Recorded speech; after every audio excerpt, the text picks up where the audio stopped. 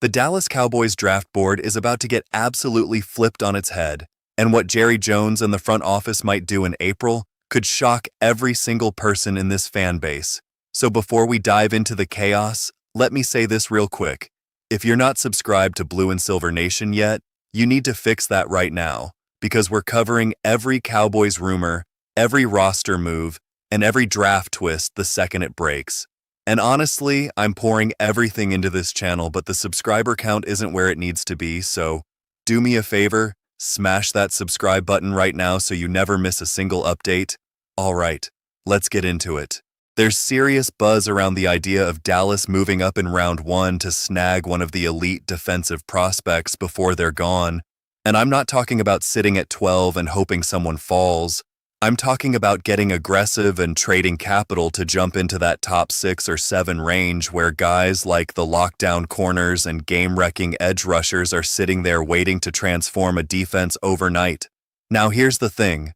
This Cowboys defense has been middle of the pack for way too long, and everyone knows the biggest holes are inside linebacker, edge rusher, and another playmaker in the secondary. So if you can package pick 12 with one of your mid-round selections to leapfrog a few teams and guarantee yourself one of those difference makers, you absolutely have to consider it, even if it stings to give up draft capital, because this team is built to win now and Dak's window is not getting any wider. One name that keeps coming up in these trade-up scenarios is a defensive back who can play multiple spots, the kind of chess piece Mike Zimmer loves because he can slide into nickel, he can play safety, he can match up with tight ends, and the versatility alone makes him worth the jump. But here's the crazy part. Some teams might pass on him because they can't figure out exactly what position he is, and that confusion could cause him to slip just enough that Dallas doesn't even need to move up. They just sit at 12 and let him fall right into their lap. If that happens, if the board breaks that way, you're looking at an absolute home run, because you didn't sacrifice any assets, and you still got a day 1 starter who's going to see the field on every single defensive snap. But if he goes earlier, if a team like the Falcons or the Raiders or someone else figures it out and takes him in that 8 to 10 range, then Dallas is stuck choosing between reaching for someone they don't love or trading back and collecting more picks. And that's where things get really interesting, because the value in this draft is not at the top. It's in that 2nd and 3rd round cluster where you can find legitimate starters without paying first-round money. Let's talk about the return game for a second, because Cavante Turpin had a down year, his vision wasn't there, the explosive plays disappeared, and now there's legitimate conversation about whether Dallas should draft his replacement in the mid-rounds with someone like the best returner in this class, who also happens to bring some offensive gadget potential to the table. Now, I'm not saying Turpin is done or that he's getting cut tomorrow, but if you can get a 5th-round pick for him in a trade and then immediately replace him with a younger, cheaper option who might actually be more dynamic, why wouldn't you explore that? The issue is whether teams are actually offering a 5th for a guy with 2 years left on his deal who just came off a disappointing season, and honestly, I'm not sure that market exists right now, but if it does, if there's a team out there that still believes in Turpin's explosiveness and thinks a change of scenery unlocks him again, then you pull that trigger and you don't look back, because return man is more valuable now with the new kickoff rules, and someone is going to draft one early, specifically to maximize that advantage. One prospect people are sleeping on is an edge rusher out of Penn State who didn't blow up until the back half of the season, and I get it. 6.5 of his 8.5 sacks came in the final 5 games when Penn State was out of the national spotlight, so casual fans and even some draft analysts missed it. But when you watch the tape, this dude is an elite athlete with legit size and the traits are absolutely there. The problem is consistency. He's not the sum of his parts yet. He's still developing his pass rush plan beyond just running into blockers with raw power. But if Dallas takes him in the 2nd or 3rd round, and lets him sit behind Micah Parsons and learn for a year, you could be looking at a future starter who cost you a fraction of what a first-rounder would. And here's what nobody is talking about.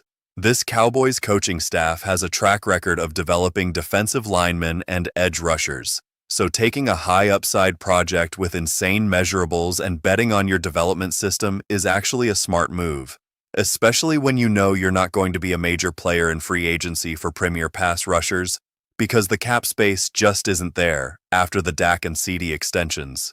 Inside linebacker is the glaring hole that keeps every Cowboys fan up at night, and it's the one position where Dallas has absolutely refused to invest real resources for years. And I mean years, like we've been cycling through bargain bin veterans and late-round picks hoping someone magically turns into a Ray Lewis type, and it just hasn't happened. The front office knows it, the coaches know it, the players know it, and unless they go out and get a legitimate 3-down linebacker who can cover running backs out of the backfield and also blow up the run game, this defense is going to have the same exploitable weakness it's had for the last 3 seasons. There was smoke around a potential trade for a veteran inside linebacker who's been productive in this league, but according to the reports that came out, Dallas went through the evaluation process with their scouts and their defensive coaches, and ultimately decided the cost didn't match the value. And honestly, that might be a blessing in disguise because spending big capital on an aging linebacker probably wasn't the long-term answer anyway. What they need to do is draft one in the first 3 rounds, plug him in next to whoever else they bring in, and finally have some youth and speed at that spot instead of relying on guys who are either too old or too slow to keep up with modern NFL offenses. Now let's get to the trade down scenarios, because if Dallas sits at 12 and all their top defensive players are gone, if the board falls in a way where there's no one they're in love with, trading back becomes the smartest move on the table, and it opens up a ton of possibilities. The value difference between pick 12 and pick 20 is not massive in this specific draft class. There's a real argument that the talent pool from 15 to 40 is almost completely flat. So if you can drop back 8 or 10 spots and pick up an extra 3rd rounder or even another 2nd, you do it every single time because you're getting the same caliber of player plus another quality starter. The question is, who's the trade partner? Who's sitting in that late teens or early 20s range that's desperate enough to move up and willing to pay the price? One report mentioned the Lions or the Vikings as potential landing spots, but here's the thing. The Lions don't have the draft capital to make it work unless they bundle a bunch of 4th rounders together, and even then it's not quite enough value, and the Vikings might be in play if there's a receiver or a defensive player they're trying to jump the Rams for, but you'd need to get back pick 18 plus their 3rd rounder and maybe another late pick to make the math make sense. Would you do it? Would you be okay with Dallas sliding back and collecting more ammunition? Or do you want them to stay aggressive and grab their guy at 12 no matter what? Drop your answer in the comments because I genuinely want to know how the fan base feels about this. There's also chatter about drafting an offensive tackle in the 1st round, even though the Cowboys just restructured Terence Steele's contract and committed to him as the starting right tackle for the next few years. And I get why people are confused because it feels like a contradiction, but let me explain the logic here. If the top tackle prospect from Miami is sitting there at 12 and all your defensive guys are gone, you're looking at the best player available and you can't ignore that kind of talent. The problem is, where do you play him? He was a right tackle in college. Steele is locked in at right tackle in Dallas, so do you try to flip him to left tackle even though he doesn't have ideal length? Do you kick him inside to guard and shuffle the entire offensive line around? Or do you just accept that you're over-investing in the offensive line and hope Tyler Guyton's injury concerns don't become a recurring nightmare? Personally, I don't love the fit. I think if you're taking a tackle in round 1, you need him to be a plug-and-play left tackle, not a guy you're trying to force into a different role.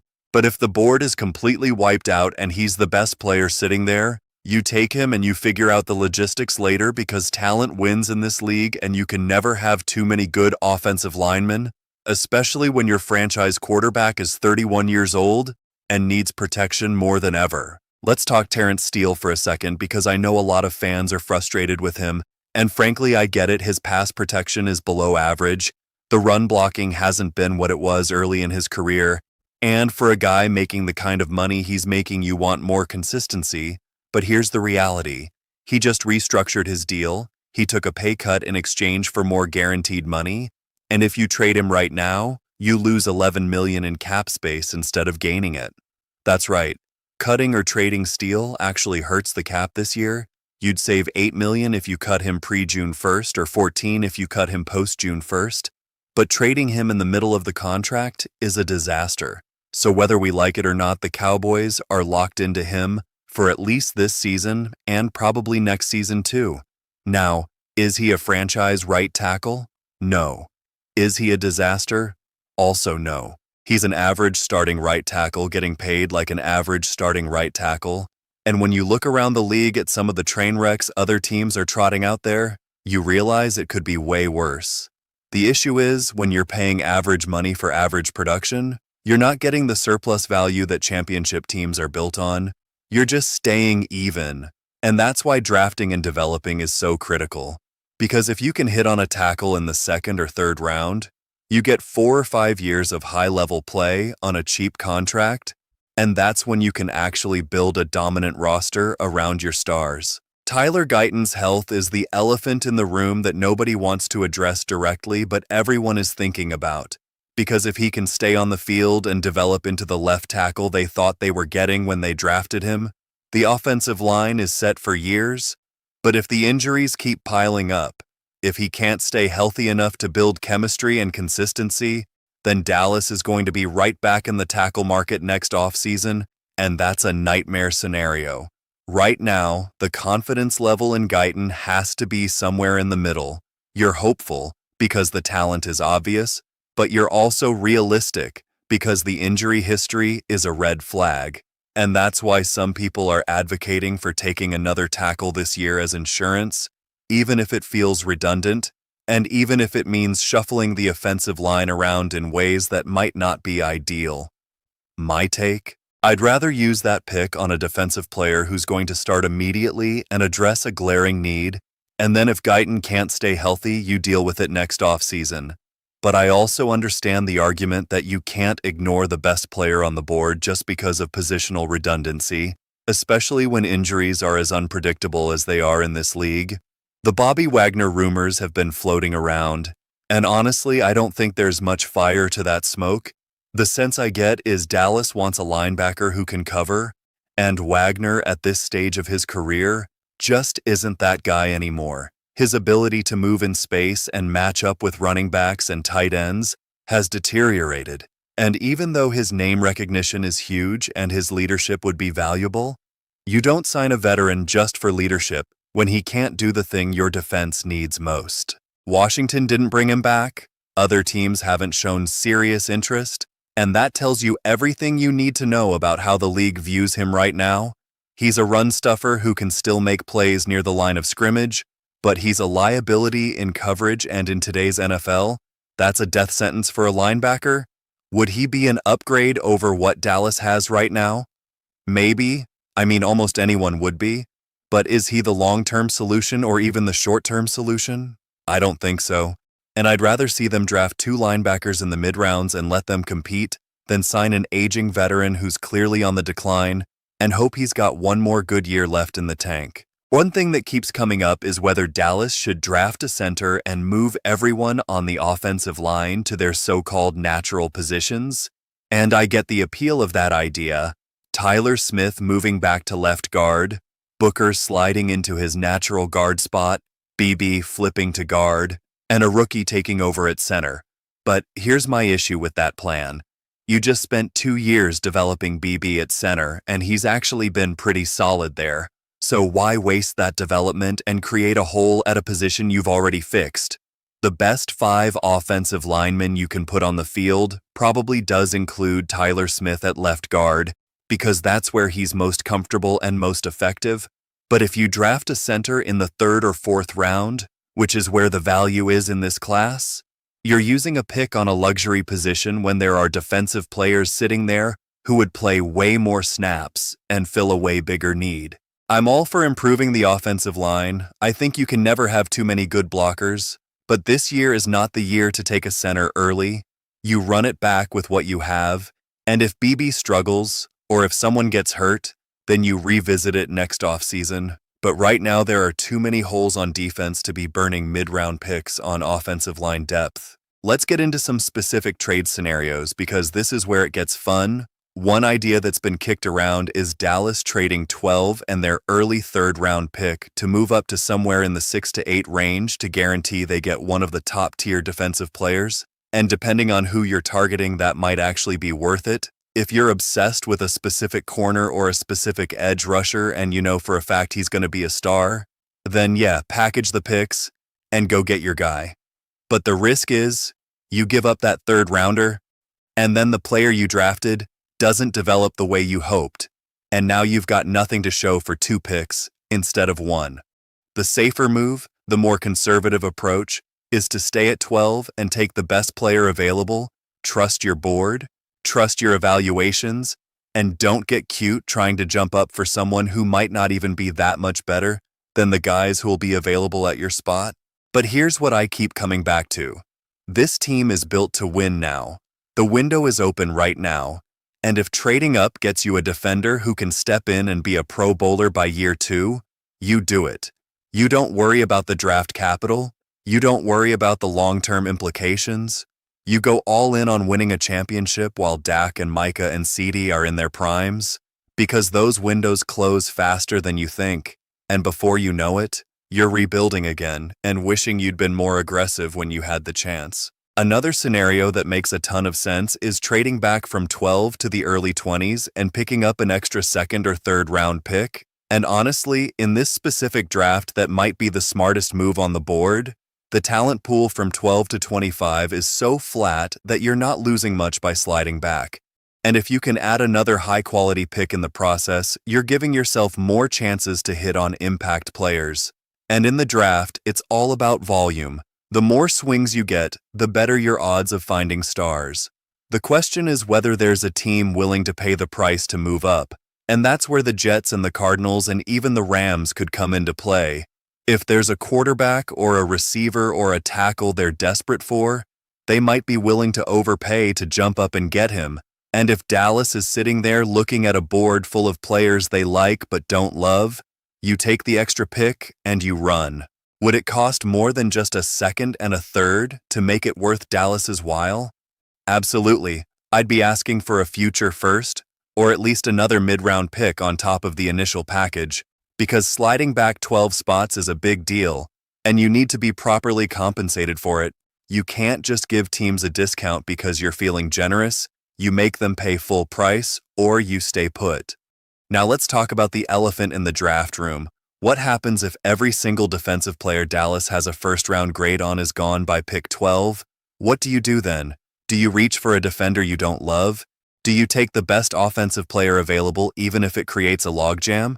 Or do you trade back and reset your options? Personally, I think you trade back if the value is there, because reaching on a player just to fill a need is how you end up with busts.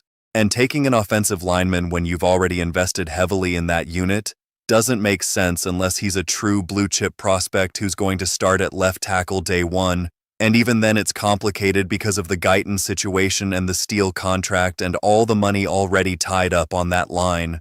The smart move, the disciplined move, is to trade back, collect more picks, and give yourself more flexibility to address multiple needs instead of just one.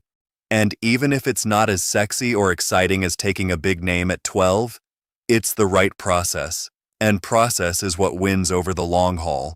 It's what separates the teams that compete every year from the teams that spike one season and then fall apart the next. Here's the part that should scare every Cowboys fan. If Dallas doesn't fix the linebacker spot this offseason, whether through the draft or a trade or a free agent signing, this defense is going to have the exact same vulnerability it's had for years, and good offenses are going to exploit it every single time. We've seen it over and over, running backs catching the ball out of the backfield and turning it into huge gains, tight ends running free in the middle of the field, play action destroying the flow of the defense, and it all comes back to not having a legitimate coverage linebacker who can run with skill position players in space. The front office has to know this. They have to see the film and understand that no amount of pass rush or secondary talent is going to cover up that hole. You need a linebacker who can do it all, and you need him now. Not next year, not 2 years from now, but this season. Because the roster is ready to compete, and the only thing holding it back is that one glaring weakness. Do you trust Dallas to finally invest real resources at linebacker this year? Or are we going to see the same bargain bin approach that's failed over and over? Let me know what you think in the comments, because I'm genuinely curious if the fan base still has faith in this front office to get it right. Before we wrap this up, make sure you're subscribed to Blue and Silver Nation if you haven't already. Seriously, we're grinding every single day to bring you the best Cowboys content and analysis, and I need your support to keep growing this thing. So hit that subscribe button, turn on notifications, and let's build this community together. All right, here's my final take on all of this. The Cowboys are in a really interesting spot at pick 12. They could go defense and address a massive need. They could go offensive line and take the best player available. They could trade up and be aggressive, or they could trade back and collect more assets. And honestly, all of those options have merit depending on how the board falls. What I want to see is Dallas being aggressive. I want to see them trading up for a defensive playmaker who's going to change the trajectory of this defense. I want to see them finally investing real capital at linebacker, and I want to see a draft class that's built to help this team win a championship in the next 2 years, while the core is still in its prime. The days of playing it safe and hoping for the best need to be over. This front office has to go all in, they have to take some risks, and they have to trust that their evaluations are good enough to justify those risks. Because if they don't, if they keep playing small and conservative, this window is going to close without a Super Bowl, and we're all going to be left wondering what could have been. So what do you think Dallas should do at pick 12? Trade up, stay put, or trade back? Drop your answer in the comments. Let's have a real conversation about this, and I'll see you in the next one. Go Cowboys!